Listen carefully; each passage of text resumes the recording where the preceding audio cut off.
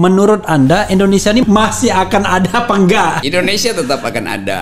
Yang harus tidak ada itu pemerintah tuh. Kan pemerintah boleh nggak ada kan? Tanpa pemerintah Indonesia bisa tumbuh. Sama seperti pasar itu bisa hidup tanpa perlu ada kabinet. Kadang-kala kabinet justru merusak pasar. Kadang-kala pemerintah justru merusak Indonesia. Maka MK sebetulnya dia nggak boleh pasif hanya menunggu judicial review. Dia sendiri dibekali oleh energi yang namanya judicial activism. Jadi dia mesti aktif. Paling nggak kasih public address, kasih sinyal bahwa itu ada bahaya dengan demokrasi kalau tidak ada yang mempersoalkan 20%. Mestinya dia yang aktif justru memberitahu bahwa 20% itu berbahaya loh, bahwa Indonesia tidak ada oposisi berbahaya loh. Nah, apalagi kalau ini kepentingan masa depan aturan politik kita, masa depan demokrasi, masa depan imperatif moral dari demokrasi itu. Kan mestinya itu. Tapi kelihatannya MK ini masuk di dalam kedunguan itu, karena dia nggak paham bahwa dia itu didesain justru untuk mengaktifkan percakapan tentang demokrasi. Sekarang dia tutup percakapan itu dengan asumsi bahwa itu urusan DPR tuh.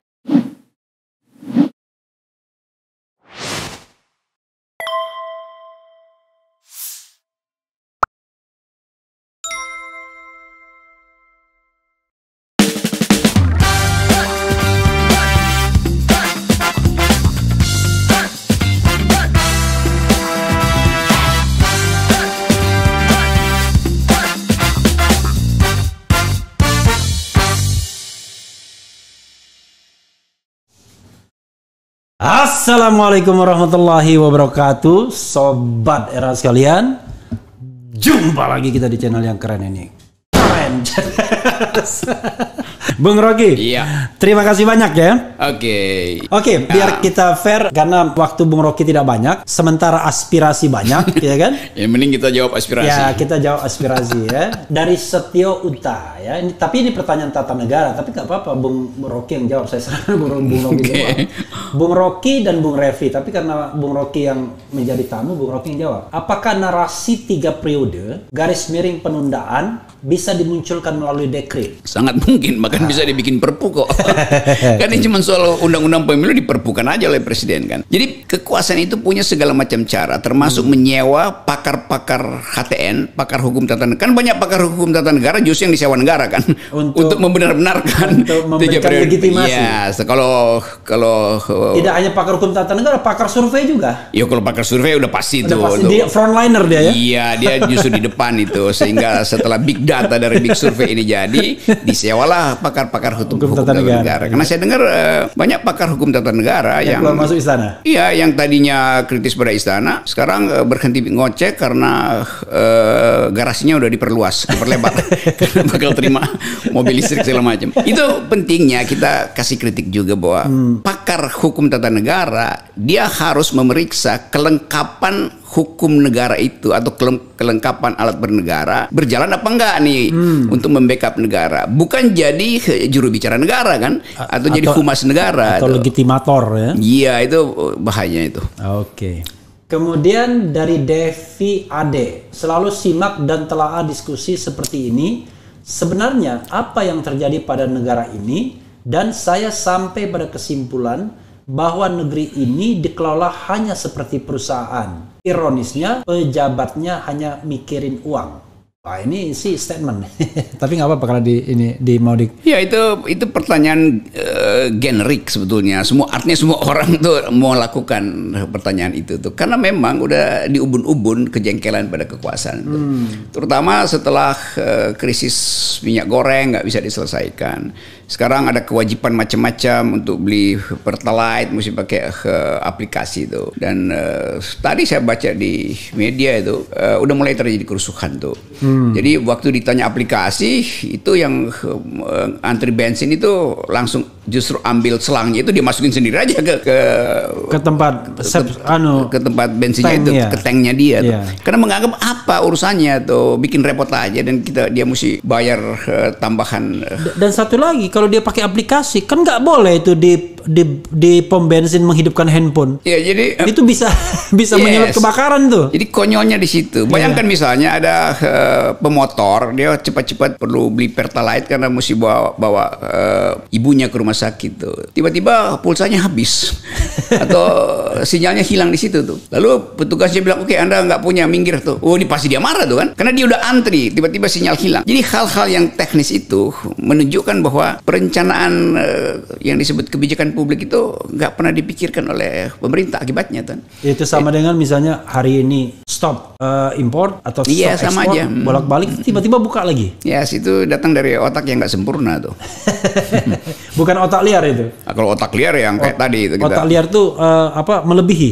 Ya, otak liar itu pasti lebih dari normal. Lebih, karena itu mereka ingin LBP kalau otak liar. Kalau yang ini otak kurang. Next question. Oke. Nah, ini juga orang yang selalu ngatain saya. Jadi biar mereka puas, saya wakilkan kan menjawabnya. Ini teknik-teknik lawyer begini nih. Dua provokadrun dungu lagi bahas kesuksesan Pak Jokowi. Nah, apa tanggapan Bung Rocky? Jadi duo provokadrun dungu lagi bahas kesuksesan Pak Jokowi. Apa tanggapan? Maksudnya pertanyaannya, dua provokator sukses lagi bahas kedunguan Pak Jokowi, begitu? Terbalik. Oh, sorry. Ya memang kan tetap kita mesti bahas apapun. Kesuksesan Pak Jokowi akan kita bahas, kegagalan juga kita bahas kan. Iya. Jadi biasa aja, dan kita memang lagi lakukan provokasi pikiran itu. We are doing thought provoking itu. Jadi sebetulnya kecemasan kita adalah kenapa publik nggak bisa ikut berargumentasi itu. Padahal dari awal kita kasih argumen-argumen kan. Tapi nggak apa-apa, karena itu kita tahu itu disuruh. Jadi selama kita ngobrol ini ada kakak pembina yang nyuruh nanya ini, dan biasanya hajar begini, kira-kira begitu. Akun seperti ini memang namanya nggak jelas biasanya. Kalau atau nama perempuan biasanya pakai ya. Oke, dari Wak Bos. Minyak goreng naik, solar langka, harga pagan melangit. Apa nih harga pangan ya, melangit. Harga sawit turun banyak, lainnya yang menyengsarakan rakyat. Apa langkah yang harus diambil di 2024 agar jangan dipimpin oleh para pro oligarki? Nah, ini kelamaan kan 2024. Ya kalau itu ya presiden yang 2024 tentu tahu problem kita, tapi kan kita nggak pernah membayangkan bahwa yang 2024 akan terjadi. Justru karena ditunjukkan sebuah harga pangan energi naik, maka potensi LBP itu dimungkinkan. Apalagi tadi dolar itu udah melewati angka psikologis 15.000, udah lewat 15.000. Oh, 15.000 udah lewat? Iya, dan trennya Bung Rocky kan dolarnya menumpuk. Saya lihat waktu pergi ke Sentul itu. Iya, itu. Bahkan ditaruh-taruh aja di di dekat-dekat pohon pinus itu. Itu dolar buat pupuk pinus namanya.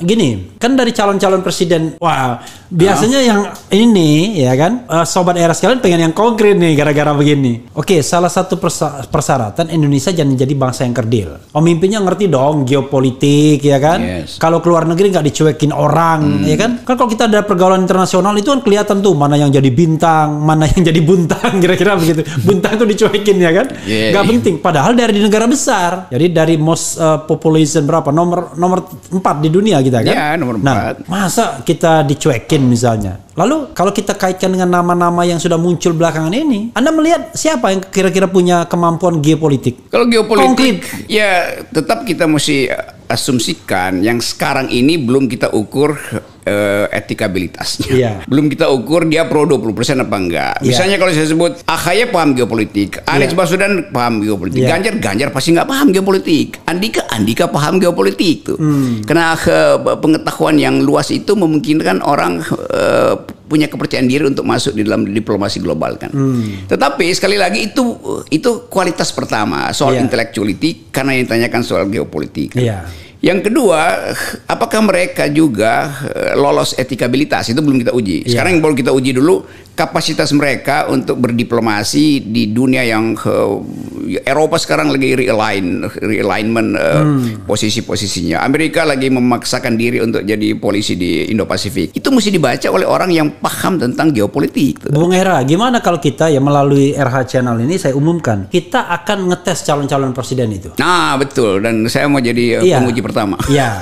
Ini serius ini. Jadi nanti Betul kita undang pakar politik internasional, ya kan? Pakar hukum tata negara, pakar ekonomi untuk ngetes pengetahuan mereka dan disiarkan di RH Channel. Kalau soal tempat nanti kita carilah yang lebih banyak, lebih luas, bisa ada penontonnya. Gimana?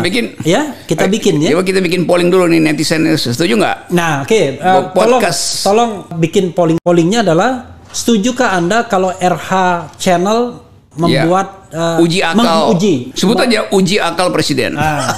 Melakukan uji kemampuan aja lah ya, uji kemampuan. Nanti soalnya nanti orang bingung jawabnya. Ya oke, uji boleh. Kemampuan calon presiden, gitu. Dan presiden yang nggak mau datang ke sini itu kelihatan dia hanya berlindung di balik oligarki dan elektabilitas, tapi tidak mau adu intelektualitas. Nggak apa-apa, dia nggak mau datang, dia kirim oligarki aja dalam bentuk sponsor. Gitu.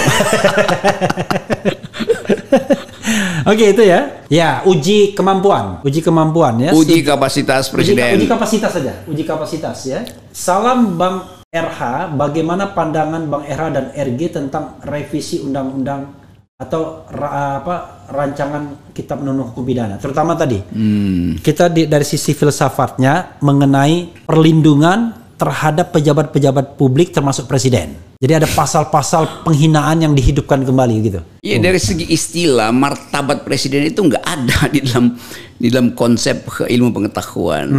Karena selalu disebut human dignity, martabat manusia. Martabat itu melekat pada manusia. Okay. Karena manusia punya semacam core self yang kalau diganggu dia nggak disebut lagi manusia itu.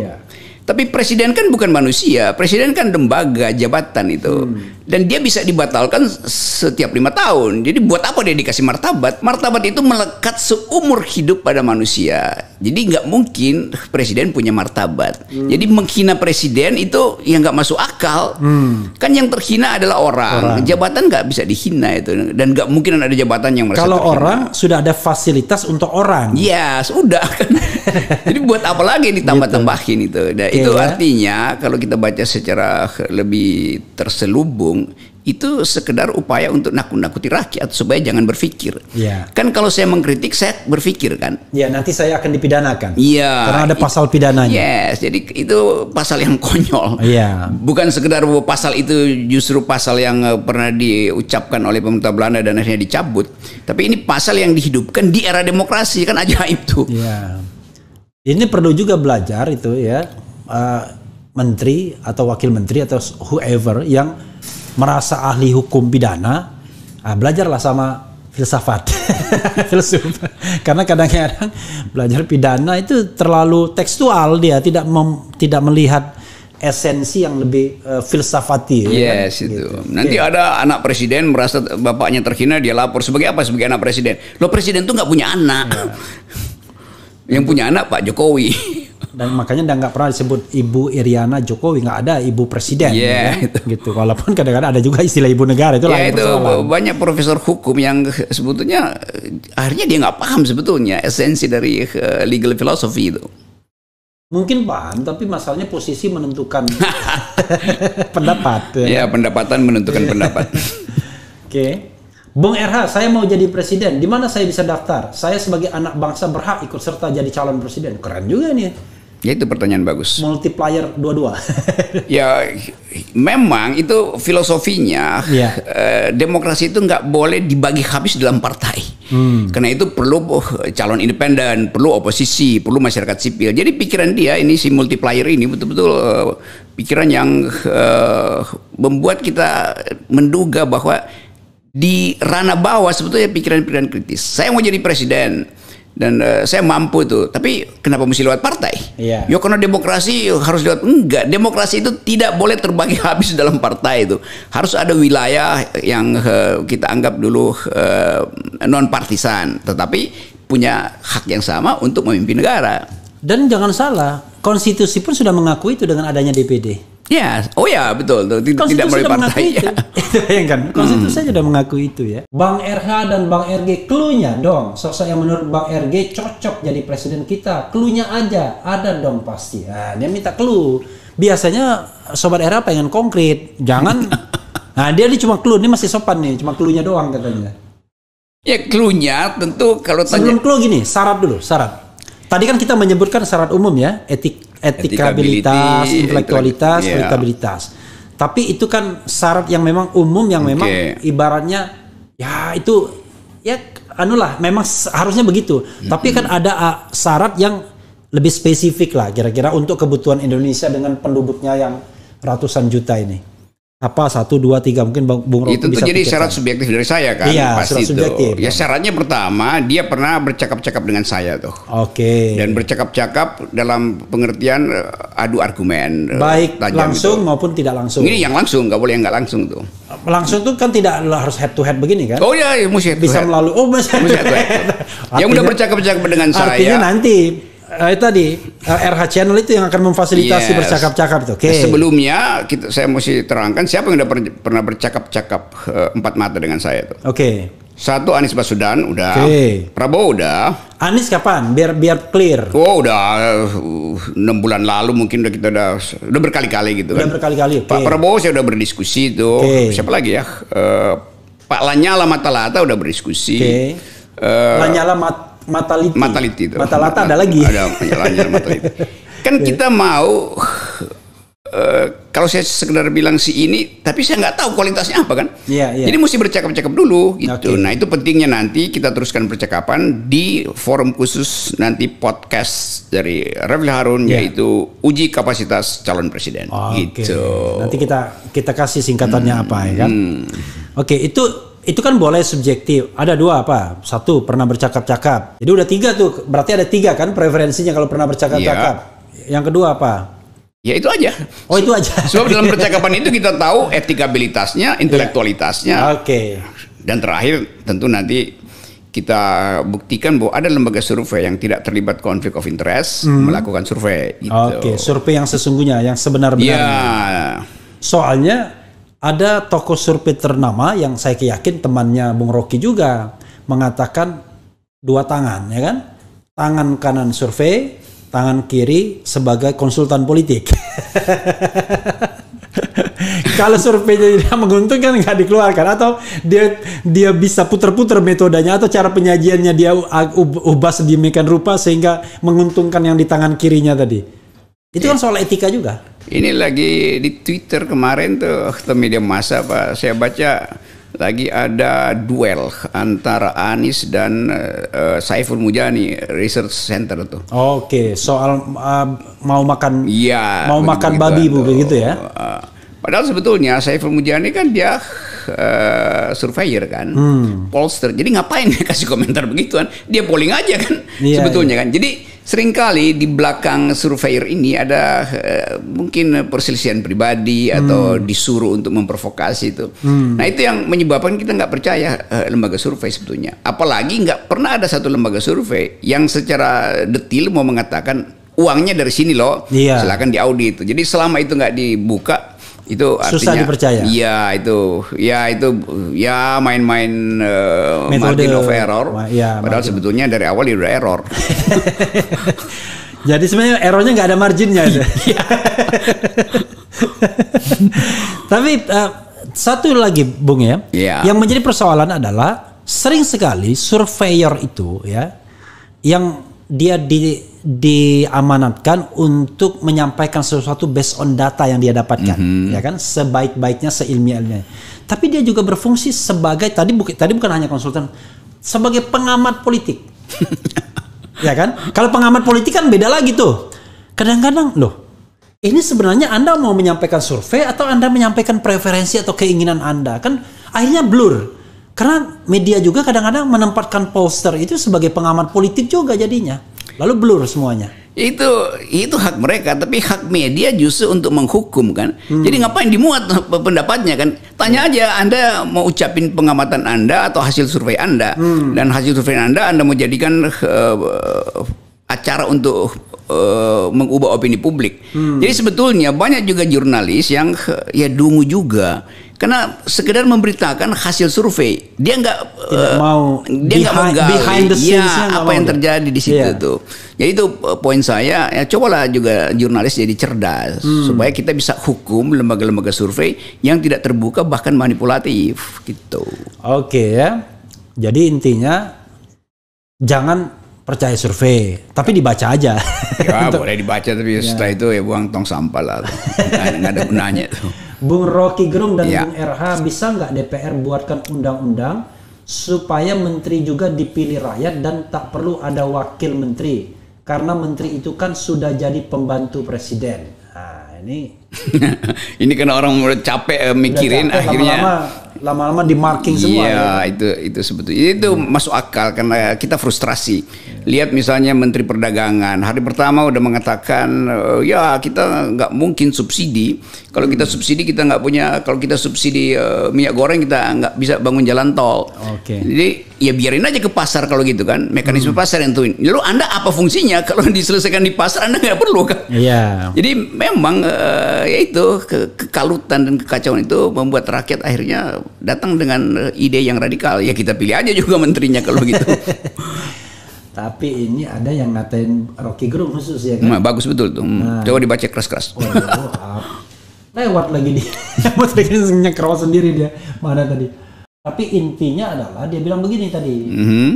Hey Rocky katanya, siapa yang mau percaya Anda? Paling 0,05% rakyat yang percaya Anda. Jangan banyak ngomong kau, kira-kira begitulah. Ya, itu udah hafal siapa yang lakukan itu kan. Kalau dia nggak percaya saya, ngapain dia tungguin saya?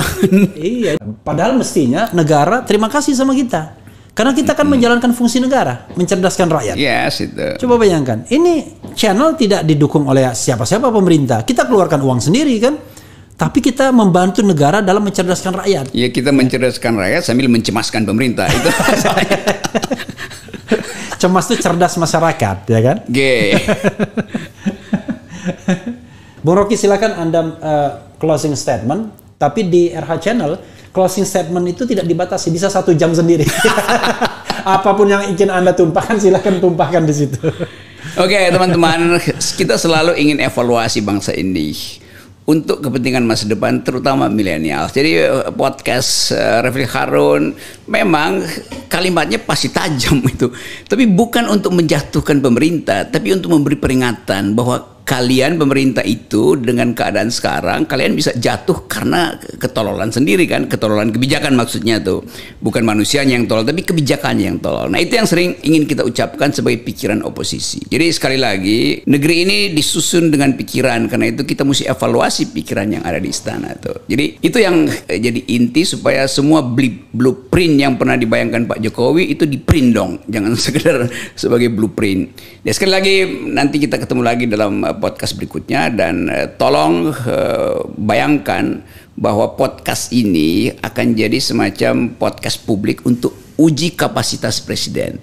Jadi usulkan siapa yang akan kita uji duluan di sini, siapa panelisnya, itu adalah hak kalian tuh. Supaya kita tidak ditipu oleh lembaga-lembaga survei dan tidak dimanipulasi oleh oligarki yang membiayai lembaga survei itu.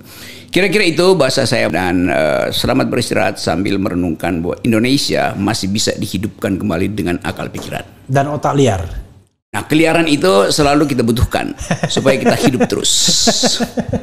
Ya, saudara sekalian, ada 2 hal ya. Pertama, saya ingin mengutip hasil polling yang kita tadi launching soal setuju atau tidak. Angkanya berapa persen, Jidu? Dan yang kedua adalah tadi Bung Rocky bilang nanti kita akan membuat uji kemampuan capres di sini. Kita akan undang orang-orang itu, tapi biar demokratis, kita akan beri kesempatan kepada sobat RH sekalian untuk memilihkan panelisnya. Yes. Biar ini kan, ini loh panelis yang dipilihkan ya kan? Yeah. Nah, tetapi tolonglah memilih panelis itu sesuai dengan keahliannya. Yeah. Kalau kita misalnya minta ahli ekonom, ya jangan ahli perbintangan yang diusulkan. Karena nggak kompatibel jadinya. Jadi yang kompatibel. Yes. Jadi kalau dia minta ekonom ya ekonom ya. Kalau dia misalnya ahli politik ya katakanlah ilmuwan politik. Kalau dia hukum. Jangan dibalik-balik ya. Oke, berapa nilainya? 1.400 voter, Pak. Ya, 1000. Setuju 88%. Ya. Setuju 8%. Tidak setuju 2%, sangat tidak setuju 2%. Oke, 88% itu ya. 88% ya kan? Itu adalah predictable answer. Pasti banyak yang setuju karena akal sehat kan? Jadi itu juga menunjukkan orang udah kesel dengan keadaan sekarang. Iya. Jadi saudara sekalian, akal sehat itu sebenarnya kalau di polling kan pasti menang. Kecuali ada kepentingan yang membloknya. Iya itu. Kalau ada kepentingan yang membloknya, dia melakukan mobilisasi ya untuk menghalangi akal sehat. Itu saja saudara sekalian. Mudah-mudahan kita bisa tanya Bung Rocky dan Bung Rocky menjawab pertanyaannya, dan kemudian kita realisasikan segera uji capres itu. Karena sebenarnya waktunya tinggal 1 tahun lebih. Ya. Jangan lupa, bukan 2024 Oktober dia diperuntukkan, tapi Oktober 2023 saat pendaftaran sebagai calon presiden dan calon wakil presiden. Nanti habis itu di polling layak atau tidak dan lain sebagainya. Jadi semuanya based on channel ini. Jadi kalau misalnya ada subjektivitas, anggap saja subjektivitas followers atau subscribers dari channel ini. Siapa tahu nanti channel misalnya channel Emprit TV beda lagi misalnya. Ya, tapi kita mesti pastikan bahwa channel ini akan jadi ukuran kemuliaan Indonesia tuh. Amin, amin. Walaupun Ya. kita pelan-pelan. Ojo ke susu. Ojo ke susu, ya. Kalau ojo ke susu juga ojo ke dengkul ya. Ojo Dan sebaiknya ke akal. ke akal ya. Jadi yang jelas kita harus makin tinggi ya. Tapi lebih dari kepala kita jadi menghayal jadi. Ya makin liar.